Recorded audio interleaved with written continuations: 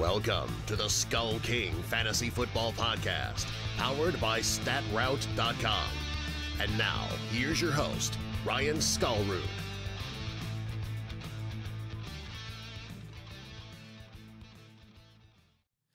Hello and welcome to another episode of the SkullKing Fantasy Football Podcast. My name is Ryan Skullroot. I am your host.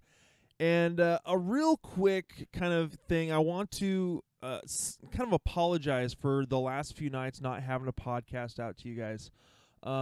We've been, like I've been going back and forth dealing with some technical difficulties with my computer. Had my phone crap out and have had to deal with some of the ramifications of that.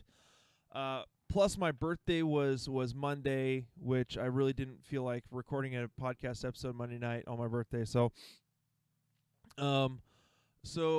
sorry that I have not been able to get some of this information out to you guys. I know that a lot of it you guys are reading anyways, just not necessarily with my slant, my take on it. So I will be going over a bunch of the news that's happened in the last couple days.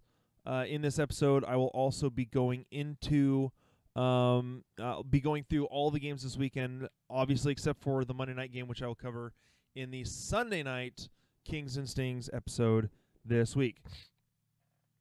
We are officially now halfway through the regular season of the fantasy football year.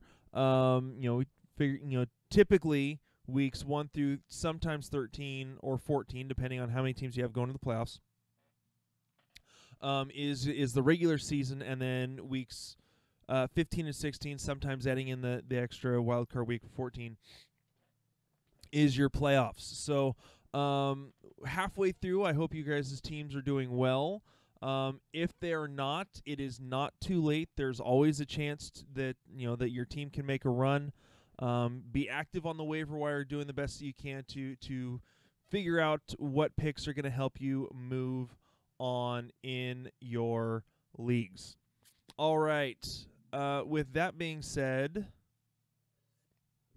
I think we are ready to go ahead and get into not necessarily today's headlines. Well, today we'll call this this week's headlines. Today's headlines. All right, and in the headlines, story number one, really we're going to be dealing with a lot of the trade stuff. Emmanuel Sanders got traded to the 49ers. And I was actually able to talk about this a little bit on the Sports Exchange, which is a kind of internet news website / podcasting network. And talking about the Emmanuel Sanders trade, couple of the ramifications of this. Obviously, this gives the 49ers a better number one wide receiver that's not named tight end George Kittle. It'll help out. It's going to help also their other wide receivers, providing Emmanuel Sanders, who again will be their number one target, I believe, in the passing game. It's going to open things up, provide more of a threat in the pass game to allow guys like Marquise Goodwin to show off their talents, Deebo Samuel and Dante Pettis. So really, this is a good thing for them. It also could help to pull some coverage so that George Kittle can get loose a little bit more. And again, if it opens up the pass game more, that's only going to help the run game even more than they already have a very good run game. So this is going to help out the 49ers a lot. Taking from the other side, from the Denver Broncos side, obviously Courtland Sutton is already having a great year. He's on pace for 75 to 80 catches, 1,200 yards, and 7 touchdowns. This provides him a little more opportunity, but I think the other person that this really helps out is Deshaun Hamilton, who should get a little more work. Showed that he was doing pretty well last year. Was able to do a bit with the work that he got last year when Sanders was out with his torn Achilles. So this is definitely positive for him as well. We'll see how this affects Joe Flacco. He's not the greatest quarterback, so I mean, again, we'll see. We'll see what this does to the offense and how, if anything, changes. But I think for the most part, the main thing is is Deshaun Hamilton stepping into that role for Emmanuel Sanders. Moving on, story number 2, Mohamed Sanu traded to the Patriots. Now this has a few different ramifications. What this does, starting with the Patriots, they have moved Josh Gordon to IR. He had been struggling with a couple different injuries. Now, according to Josh Gordon, he is actually getting close to being healthy, and they put him on IR. So there are some people who suspect that they may just go ahead and cut Josh Gordon while he's on IR, which would free him up actually to start playing for whoever picked him up. The Miami Dolphins obviously would be the first on that list to be able to grab him. We'll see kind of where that goes. But the other thing that the Mohamed Sanu trade does is in my opinion, it kind of cuts down the possibility of a Jacoby Myers breakout second half of the season. You've got Edelman, you've got Dorsett. They're kind of the 1-2 right now. I think that Sanu kind of moves into that number 3 spot as the number 3 wide receiver. He's going to be able to provide really solid veteran leadership. 30 years old. He's never had a 900-yard season or never had over 900 yards. So we'll see. We'll see what he does. I think that he is still going to be a solid contributor. He's going to have some fantasy relevance here and there, especially if the wide receiving core is still dealing with injuries. Now, as far as the Atlanta side, this provides more opportunity for Calvin Ridley. Sanu's production was somewhat, for the most part, even in last year in the rookie year for Ridley, kind of cut into Ridley's production, I guess you could say. Sanu was a trusted target for Matt Ryan, and so now that he has lost Sanu, he may have no choice but to continue to throw to Calvin Ridley. This may also if you can believe it, Austin Hooper a little bit, who's also, I want to say, close to the top in terms, if not the number 1 tight end right now in fantasy football. So, again, there are ramifications about this all over as well. So, moving on, story number 3, Kerryon Johnson. I know you got a lot of people heard about this a couple days ago. Kerryon Johnson going to IR. A lot of people went to Ty Johnson and J.D. McKissic as waiver wire ads because of it. As far as those two go, I think that Ty Johnson's probably the better option. I don't think McKissic will win the role. McKissic's never really been that big of a runner. Being a Seahawks fan and having seen McKissic, out here for a few years before he got released and signed with the Lions, he was never really much of a runner. His best thing was catching the ball out of the backfield. So if anything, I think he takes more of a Theo Riddick type of role for McKissic, and I think that Ty Johnson, while he can still catch the ball out of the backfield, will be more of the run between the tackles guy. So that's kind of my take there. Kerryon Johnson can come back. I want to say week 16. He's essentially out for the season. So I personally, at this point, would go ahead and drop Kerryon Johnson. If you have an IR spot that's not being used, you can go ahead and use it just in case. In case you can get to championship week to be able to use him. But even then, they may, if they're anywhere near contention, they may only ease him in that first week for championship week. So honestly, he's almost worth dropping at this point. So, moving into some other headlines just to kind of keep everyone up. The Cardinals have signed both Alfred Morris and Zach Zenner. That means to me that Chase Edmonds is most likely to start in this game on Sunday against the Saints, and that there are some definite health issues with David Johnson in the ankle and back, I believe is what he's dealing with right now. So for David Johnson owners, be ready to pivot come Sunday. Adrian Peterson claims that he'll be able to play Thursday. He's dealing with what some people with an ankle sprain. They haven't been able to really say if it's a high or low ankle sprain. But Peterson says he'll be able to play Thursday against his former team. Adam Thielen has not been practicing. He's already been declared out for this game, which is a big boost to Diggs and to Olabisi Johnson. They should get a fair amount of work in this game for the Vikings. unless they just plan to run the whole game with Dalvin Cook, which they very well could, and we'll get into that in a little bit. So, Cam Newton is apparently rehabbing well. They're still working on getting him ready to come back. Drew Brees is also a possible possibly able to come back this week to play against the Arizona Cardinals. I think if they were smart, they would leave him out one more week because the next week is a bye week. Just give him those extra 2 weeks to make sure that his thumb is fully strong. I don't see the Cardinals as a huge threat. Honestly, I think if anything, you would keep. I think the best way to go about it was maybe have him active, but still start Teddy Bridgewater. I think it would probably be the best way to go, and just have Brees there just in case. Matt Ryan is dealing with an ankle sprain. However, it is pretty much guessed that he is going to start. They're not going to, so that they don't have to go with Matt Schaub in the game against the Seahawks. Forrest Lamp, offensive guard for the Chargers, broke his ankle. He is going on IR, so that's just another hit to that offensive line for the Chargers. They have dealt with so many injuries for so many years. It is amazing that team, keeps going. Will Fuller is out multiple weeks, so that's going to give a little bit of a boost to Kiki Kuti. I think a big boost to Kenny Stills. I think that he could be in for some good weeks coming up the next couple weeks while Fuller is out. Both Jay Ajayi, actually that's not even necessary anymore. Ajayi and Spencer Ware did a tryout with Arizona, but they went with Zach Zenner and Alfred Morris. Kareem Hunt has been cleared to practice. Now, for those of you who think that Kareem Hunt might be a threat to Nick Chubb, I'm going to tell you right now he is not going to be a threat to Nick Chubb.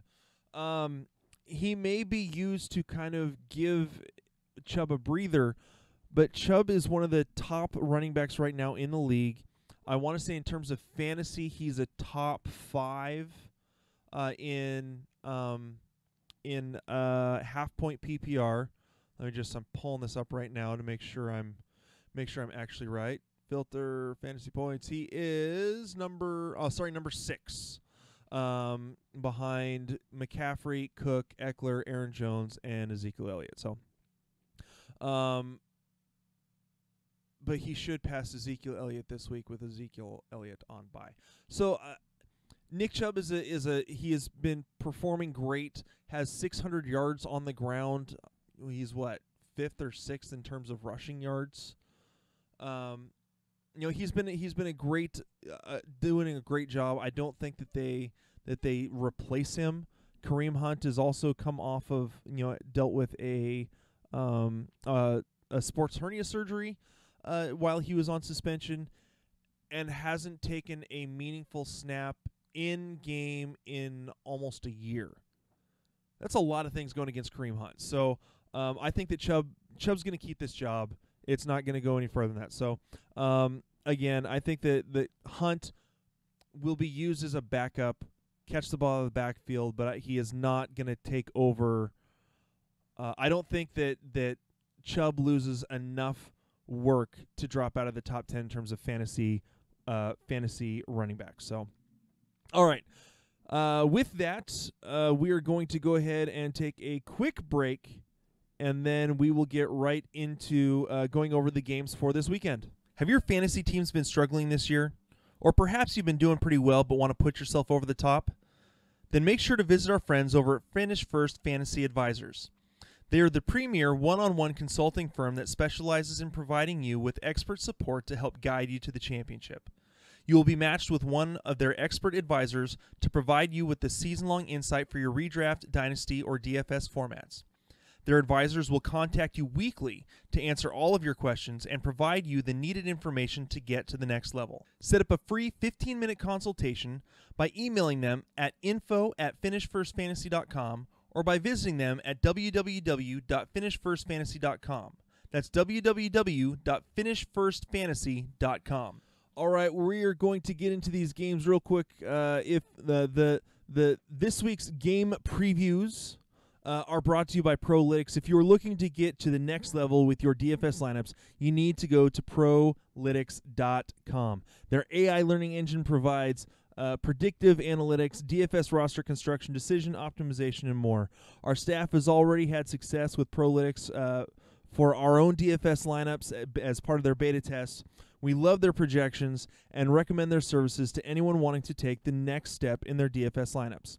Go to pro-lytics.com, that's pro-lytics.com, and use the coupon code SkullKingFF at checkout for 40% off your first month.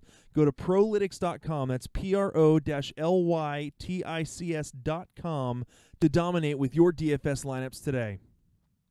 All right, so let's go ahead and get into this. I've got my water so I can hammer through it. All right. Starting it off with the Thursday night football game, the Redskins at the Vikings. I have Case Keenum as a quarterback 2. Adrian Peterson has a tough sledding matchup. The Vikings are the 27th, give up the 27th in terms of amount of points given up to the running back position in fantasy football, meaning they are the 6th best. Terry McLaurin could be in for a good game. I have him as a low-end wide receiver 2 that could have some decent upside due to the fact that the Vikings do give up a bunch of points to the tight end or to the wide receiver position. And right now, we don't even know who the Redskins are going to be able to roll out there at tight end, so I'm leaving that position alone. As far as the Vikings go, Cousins is a low-end quarterback 1 going up against the middle-of-the-road defense in terms of defense against the quarterback position in fantasy. Dalvin Cook should be in for a great game going up against a team that gives up the 11th most points to the running back position. And Diggs should be in for a phenomenal game with Adam Thielen out. Olabisi Johnson could also provide solid flex appeal in a deeper league that's 12 to 16 teams. I see Diggs as a possible wide receiver 1, most likely a high-end wide receiver 2. And as far as the tight ends go, we're still trying to figure out what all's going on with them. I still have them as tight end 2s until we can see more production more consistently. Moving on, the Seahawks going to Atlanta to see the Falcons. Wilson is a top quarterback this week, going up against the team that has given up the most points to the quarterback position in fantasy so far. Chris Carson has a decent matchup. I have him as a low-end running back 1 going up against a team that's given up the 13th most points. Lockett, DK, and Brown all have good matchups. I have Lockett as a mid to high wide receiver 2, DK as a wide receiver 3, and Jerron Brown as a dart throw who has been getting more and more involved in the offense, especially in the red zone. The Falcons bleed points to the wide receiver position, and Luke Wilson going up against a team that's given up the 10th most amount of points to the tight end position. I have him as a mid to high end wide receiver or tight end number 2. The Falcons. I have Matt Ryan giving up having an okay day. I think that he could finish as a high-end quarterback 2 in this matchup. Freeman, Hill, and Olsen. It'll be interesting to see how this game goes with the running backs. As of this point, I don't think Freeman's going to be dealing with a suspension due to his taking a swing at Aaron Donald, so he should be in for this game. The Seahawks have been tough on running backs as well as wide receivers, so Freeman could be in for some tough sledding, especially if they get up early and Ryan is forced to throw. Julio and Ridley both. Julio is going to be a wide receiver 1. Ridley is a wide receiver 3 with upside, and Austin Hooper is a tight end 1 going up against the Seahawks, who give up the 5th most points to the tight end position.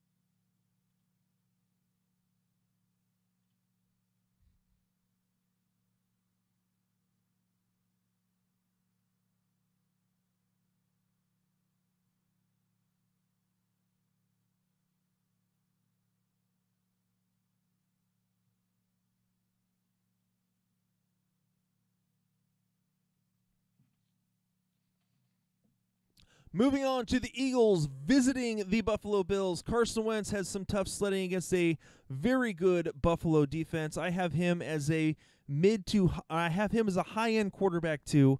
Howard and Sanders both I have as mid running back threes who have a little bit of upside, could put up running back 2 numbers. More likely, in my opinion, that it's going to be Howard than Sanders. Alshon and Nelson Aguilar both have tough sledding. The Buffalo defense is number 2 in terms of giving up points to the wide receiver position, giving up the second least amount of points to the wide receiver position, and the third least amount of points to the tight end position. So really, the passing game could very well struggle against the Bills in this game at Buffalo. That makes Ertz I still have as a tight end 1, but it's going to be a low tight end 1. Alshon I have as a mid to low wide receiver 2. Aguilar as a boomer bust wide receiver 3. Josh Allen for the Bills, I have him as a high end quarterback 2. Gore and Singletary both mid-range running back 3s. Singletary should get more involved in the offense this week. I would still be a little hesitant to start him unless you're desperate with bye weeks and injuries. Brown and Beasley going up against the Eagles defense that gives up more fantasy points to wide receivers than any other defense. They both should be in for pretty solid games. I still only have Brown as like a low-end quarterback 2, low-end wide receiver 2, simply because of the way that the Buffalo Bills run their offense. Beasley could also put up wide receiver 2 numbers, but I have him ranked as a wide receiver 3. Dawson Knox as a tight end 2 until we can see some steady, consistent production from him. Moving on, the Chargers visiting the Bears. Rivers is going to have tough sledding against a decent Chicago Bears defense. Rivers I have as a quarterback 2. He's just really had some issues over the last few weeks. Gordon and Eckler should be in for an okay game due to the fact that the Bears like bleeding some points to the running back position. That being said, I still only have Gordon and Eckler both as mid running back 2s. Eckler may move him down to a low-end running back 2. All kind of depends on what I'm hearing out of the Chargers camp in terms of how the split up in workload is going to go. Allen and Williams in terms of wide receivers. Allen I'm moving down to a wide receiver 2. I'm just not seeing the production from him. He started off the season as the first 3 weeks he was wide receiver number 1. Weeks 4 through 7 he was wide receiver number 48. So take that for what you will. Right now he is struggling. That Chargers offense is struggling. Hunter Henry has an okay matchup. The Bears are not super great against the tight end position, so Henry should be in for an okay matchup. I have him as a mid tight end 1. As far as the Bears go, Trubisky, low end quarterback 2. He is not a guy that I really want to start unless I'm dealing with injury and or bye weeks. Cohen and Montgomery. The Chargers do struggle a little bit against running backs. Montgomery hopefully can get some things going. Hopefully this Bears offense starts running the ball so that they can actually get something going. If that's the case, Montgomery could be a possible running back 2. I have him as a running back 3. Cohen in half-point PPR, maybe a high-end running back 3 who could possibly put up running back 2 numbers if he gets involved with Trubisky. Robinson I have as a low-end wide receiver 2. Trey Burton, they hardly ever use the tight end, so he's maybe a mid to low tight end 2. Giants versus the Lions. Jones I have as a mid to high quarterback 2. Barkley is a top. I have him as a top 5 or 6 running back play this week. Tate and Shepard, we're still waiting to hear exactly what's going on with Shepard, dealing with the ankle and also the concussions, whether or not he's going to play. I am not sure. Keep an eye out on the injury reports for the Giants. Tate, I think, could possibly put up wide receiver 2 numbers against his old team in the Lions. Evan Ingram after dealing with injuries last week in a cake matchup against Arizona. Hopefully he is healthy enough to put up some okay numbers. I have him as a mid to low tight end 1. Moving on to the Lions, Stafford against a Giants defense that has struggled this year. Stafford I have as a low-end quarterback 1 this week. Ty Johnson and J.D. McKissick, right now I can only put them, I can put Johnson as a low-end running back 2. McKissick is going to be a boomer bust. He's more of a running back 4 for right now, just because we are not really sure how they plan to use the two of them with Kerryon Johnson now out. Kenny Golladay I have as a solid high-end wide receiver 2 this week. Marvin Jones had a great week last week, but we're failing to see the consistency. I'll have him, again, a boomer bust wide receiver 3 this week. TJ Hawkinson continues to be a tight end 2. Moving on, the Broncos versus the Colts. Joe Flacco is a mid to low quarterback 2. There's nothing that's going to change my mind. I will continue to put him down there until he has like 3 games in a row where he can put up quarterback 1 numbers. He is a mid to low quarterback 2. Lindsey and Freeman, they may struggle a little bit against this stiff run defense of the Colts. Right now I have Lindsey mid to low running back 2. Freeman, basically about the same thing. They have split everything pretty much evenly for the most part this year. Really, the difference has been whether or not one of them gets into the end zone. So for now, I'm putting them right about the same spot in my rankings. Sutton, I have as a mid wide receiver 2. Hamilton, kind of a boomer bust wide receiver 3. We're still waiting to see how he's going to be involved in this offense now that Sanders is gone. Noah Fant, while he has a good matchup against the Colts defense, who gives up a lot of points to the tight end position, we've been failing to see the consistency from him, and he's been dealing with drops. So for me, he is still low end tight end 2. That's not really fantasy relevant. For the Colts, Brissett is a quarterback 2. This Broncos defense has played for the most part pretty solid. They had a rough week against the Chiefs a couple weeks ago. I think that they could be pretty solid this week. So Brissett, I have them as a mid quarterback 2. Marlon Mack as a running back 2. Hilton, a wide receiver 2, though he could struggle a little bit depending on how they use him in the offense. And Jack Doyle and Ebron are all tight end 2s. Moving on, the Jets versus the Jaguars. Sam Darnold, after that god-awful performance against the Patriots, in what I saw in one league, in one type of scoring, he had negative 6.66 points. That's evil. So Darnold, again, against this Jaguars defense, while they're not the same without Jalen Ramsey, they have been playing okay. So Darnold I still have as a mid quarterback 2. Bell as a mid to high running back 2. Anderson and Crowder, for right now, they're still wide receiver 3s until we can see some consistency. Griffin and Herndon, both tight end 2s. Not really a whole lot of fantasy relevance there yet, as we have seen. Moving on to the Jaguars, Gardner Minshew, again, against this Jets defense. They have been okay against quarterbacks, so he is still going to be in that mid quarterback 2 range. Could possibly put up quarterback 1 numbers. Again, the Jets really struggled in the game against the Patriots. Not saying that the Jaguars are the same as the Patriots offense, simply saying that they did struggle. At home, we will see how they do on the road in this next game. Leonard Fournette has a really great matchup. The Jets defense really suffers against running backs. Fournette should be in for a good game. I have him as a running back 1. Chark and Westbrook. Chark is a low-end wide receiver 2. Westbrook right now is a wide receiver 3, but trending up, having gotten a little more work with Minshew over the last few weeks.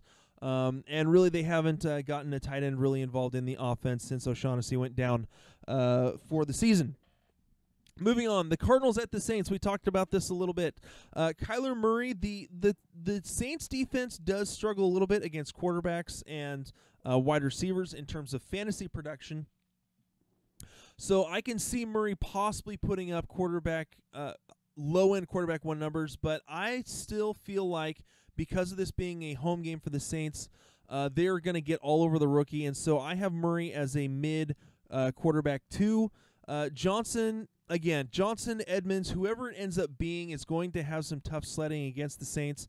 If it's Edmonds, I still think that he could put up mid to low running back 2 numbers.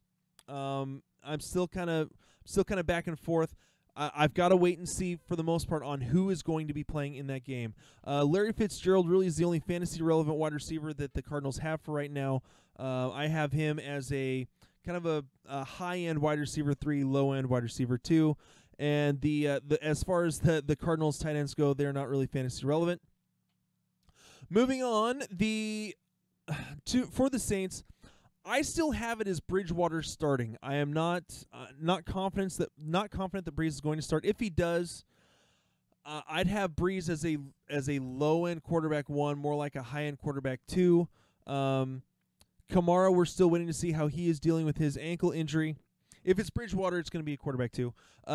So for Kamara, I think that if he plays, he is still going to be a low-end running back 1. If he doesn't, I have Murray as a mid to high running back 2. Michael Thomas, the stats actually bear out that with Bridgewater, Michael Thomas's stats have actually not gone down. They've stayed about the same as they normally do in terms of the game-by-game splits as they have been with Brees over the last couple years. So Michael Thomas remains a wide receiver 1. Ted Ginn is a boom or bust wide receiver 3. Jared Cook, I know he's been dealing with an injury. We don't know. I have not seen yet if he is officially questionable or whatever for this week. They have a cake matchup. Again, the Cardinals give up 16 points per game to tight ends. So whoever the tight end is could have some solid value as a streaming option for this week in fantasy. All right, 6 more games to cover. The Bengals at the Rams. Honestly, there's not a whole lot of fantasy value for the Bengals right now. Dalton is a mid to low quarterback 2. He just has not been able to get it done. I have Mixon as a running back 3, and that's how I ranked him last week. And I think I was only off by 1 fantasy point in terms of my accuracy with him. So Mixon, he is not a guy that I want to be starting unless I have to because of injury or bye week. In terms of the wide receivers, Boyd is the highest possible as a low-end wide receiver 2. Auden Tate Erickson, it's kind of a coin flip as to who of those 2 guys is actually going to be worth using. So really, they're more DFS dart throws. Eifert, again, they've had a hard time getting really much going in the passing game. So Eifert I have as a mid tight end 2. Again, another dart throw in terms of DFS. As far as the Rams go, this should be another good get-right game for them, a continuation of getting right. Goff should be a quarterback 1 this week. The Bengals give up the 5th most points to the quarterback position, and they give up the most to the running back position. That means Gurley should be in for a decent game at home in L.A. Moving on to the wide receivers, Kupp, Woods, and Cooks. Really, all of them are pretty standard wide receiver 2s. Kupp is more likely to move up into the wide receiver 1 echelon, I guess you could say, because he tends to run in the slot, and he's more of the safety blanket for Jared Goff. But Kupp is a high-end wide receiver 2. Woods is a mid wide receiver 2. Cooks is a low-end wide receiver 2. They could put up wide receiver 1 numbers. He's more of the boomer bust guy in the group. Gerald Everett. This is not an easy matchup, really for the wide receivers or the tight ends. The Bengals, that's about the only thing they can stop is the wide receivers and tight ends. But the quarterbacks do tend to get a lot of yards off of them. So. Gerald Everett, I still have as a low-end tight end 1, high-end tight end 2. Moving on, the Buccaneers versus the Titans. This could be a really tough game for the Buccaneers. I know they're coming off a bye. Winston has a tough matchup going up against a top 10 defense in terms of fantasy points given up to the quarterback position. Jones and Barber, they are running back 3s. That's the best I can do. They're not really being involved all that much. Godwin and Evans, I have both as wide receiver 2s. I understand that Godwin, is I believe going into the bye week was the wide receiver 1 in fantasy. He has moved down to the wide receiver 2, just behind Michael Thomas now, barely behind Michael Thomas. So really, I think it could be safe to keep Godwin as the wide receiver, as a wide receiver 1, maybe on the low end, simply because he runs most of his stuff from the slot, and he is basically the safety blanket for Winston, since they're not really throwing to Howard or Brait. That being said, the Titans are top 6 in terms of fantasy points given up against wide receivers, and they are bottom 7 in terms of giving up points to the tight end position. So maybe this is the game to really get things going for Howard, or maybe it's Cameron Brait. We're just not sure. Evans I have as a mid wide receiver 2. Howard and Brait both tight end 2s. Moving on to the Titans, Ryan Tannehill I have as a mid to high end quarterback 2. I think that he could put up some solid points against this Buccaneers defense. The Buccaneers have been the best against the running back position. I want to say the most fantasy point, or the most yards they've given up to anyone. I want to say Christian McCaffrey, they gave 60 yards, or maybe it's 68 yards over 2 contests, and they gave up, I want to say, 64 yards to someone else. Other than that, the Buccaneers have been very stiff against the run. So I have Derrick Henry a little bit lower. I have him as a running back 2 this week. He could prove me wrong and put up big numbers and break off some big plays. I have A.J. Brown. Corey Davis missed practice today. And the Buccaneers give up the 3rd most points to the wide receiver position. So A.J. Brown, especially getting, I believe it was 8 targets and 6 catches from Tannehill in this last week's game. This boosts A.J. Brown. He is a very dynamic player. He was actually the better wide receiver, the most used wide receiver in terms of him and DK Metcalf at Ole Miss. So A.J. Brown could be in for a really solid game. I have him as a low-end wide receiver 2. Corey Davis, again, boom or bust wide receiver 3. We'll kind of see how that goes. The Buccaneers also get the 2nd most amount of fantasy points to the tight end position. Delaney Walker is dealing with an ankle or leg injury, I can't remember which. Jonnu Smith is a streaming option, also could be a possible DFS play for this weekend. 4 more games. Moving on, the Panthers versus the 49ers. Kyle Allen is a tight end, is a quarterback 2. CMC, you have to put him as a running back 1. You're not going to not start him. I have him as possibly a low running back 1. I may have him as a high-end running back 2, simply because the only defense better than the 49ers against quarterbacks, running backs, and tight ends in terms of fantasy production is the Patriots. The only defense better than them. So DJ Moore and Samuel, I have both them as wide receiver 3s this week. Olsen, tight end 2. This 49ers defense is just very, very tough, and so I don't have a whole lot of confidence in the Panthers this weekend in San Francisco. Garoppolo, I still have as a quarterback 2. Coleman and Breida, possible running back 2s. The Panthers do give up some points to both the running back position and the wide receiver position. Sanders, I believe, is going to play. He may be a little bit, I don't know how much they're actually going to use him and how much chemistry he'll be able to develop with Garoppolo in 1 week of practice or even a partial week of practice. So I think that Sanders, I still have as a wide receiver 3. Goodwin, again, boomer bust wide receiver 3. Samuel and Pettis, still not confident what they can do yet. Kittle is a tight end 1. 3 more games. The Raiders going to the Houston Texans.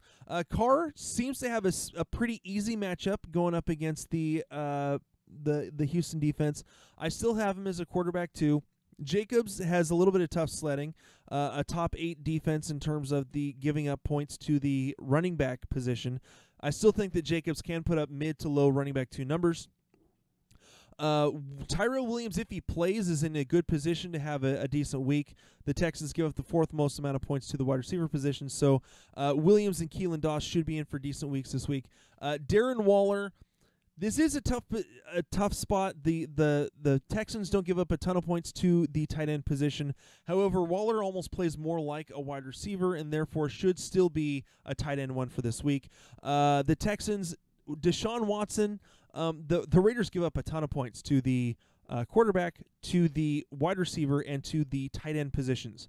So really, Watson should go off, have a great game. Hopkins and Stills, I think, wide receiver 1 and a high-end wide receiver 3, low-end wide receiver 2. Fells and Atkins, I can't put them as tight end ones yet. It's been so back and forth on who's getting the production. So I still have them as high-end tight end 2s, but that's it. Moving on to the Browns versus the Patriots. This one's going to be a bloodbath. Mayfield's a running back, or sorry, I can't even talk straight. Mayfield is a quarterback 2. Chubb I have as a low-end running back 1, high-end running back 2, simply because they're playing the Patriots defense, and it's going to be in New England. OBJ and Landry are going to be wide receiver 2 and 3, a wide receiver 2 and a wide receiver 3. Ricky Seals-Jones is not fantasy relevant for this week. In terms of the Patriots, Brady is a quarterback 1, Michelle a running back 2, White also could be a PPR running back 2, Edelman, Dorsett. Why did I get Ebron? Edelman is a wide receiver 2, Dorsett wide receiver 3, Myers and Sanu. We'll have to wait and see, kind of on that boom or bust, low end wide receiver 3, wide receiver 4. Ben Watson could be in for an okay game. If they use him, I still have him as a tight end 2 until we see more production from them. And moving on to the final game of Sunday, the Sunday Night Football game, Packers visiting the Chiefs. Rodgers is finally moving into that quarterback 1 stage for me, low-end quarterback 1 after that big game. I still want to see the consistency of them doing it. The Chiefs give up a ton of points to the running back position, so Jones, who I believe is the running back 3 or 4 overall right now in fantasy, should be in for a good game. I think this also provides the chance for Jamal Williams to put up a decent amount of fantasy points as kind of a flex play. In terms of the wide receivers, I don't think Devontae Adams is playing this week, so again, it's going to be up to Marquez Valdez-Scantling, Geronimo Allison. I have them as wide receiver 3s with upside. Jimmy Graham I have as a low-end tight end 1. And with the Chiefs, I know that Patrick Mahomes is practicing. I don't think he plays. Even if he does, his mobility could hinder his ability to do much. So even if Patrick Mahomes plays, I'd only have him as a high-end quarterback 2. But since it's Matt Moore, I have him as a mid quarterback 2. McCoy and Williams going up against Packers defense gives up the 4th most amount of fantasy points to the running back position. Should be in a decent position. We'll see how much they just rely on the passing game.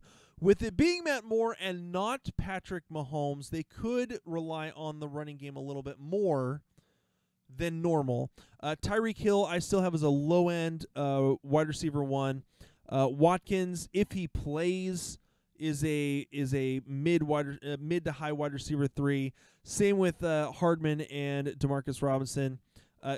Again, with it being Matt Moore and not Patrick Mahomes, still don't know what to expect from their production. Travis Kelce, I am moving to a low-end tight end 1 until we see more production from him. There it is. Got through all those games. That is it for this week. I'm sorry I basically crammed 4 episodes into one this week. I hope you guys have been enjoying the podcast. We want to thank you again for taking the time to listen. My name is Ryan Skullrood. Make sure to hit that subscribe, like button, share out our podcast everywhere you can. Make sure to go to the website, SkullKingFootball.com, to check out our rankings to see who we've got ranked where. Thank you again so much for listening. My name is Ryan, and we will talk to you guys later. Hey, SkullKing Nation. Thank you for listening to the SkullKing Football Podcast. Did you like this episode? If so, be sure to go to iTunes, Stitcher, Google Play, and YouTube to subscribe. Also, please leave us a rating and reviews to let us know how we can better help you rule your leagues.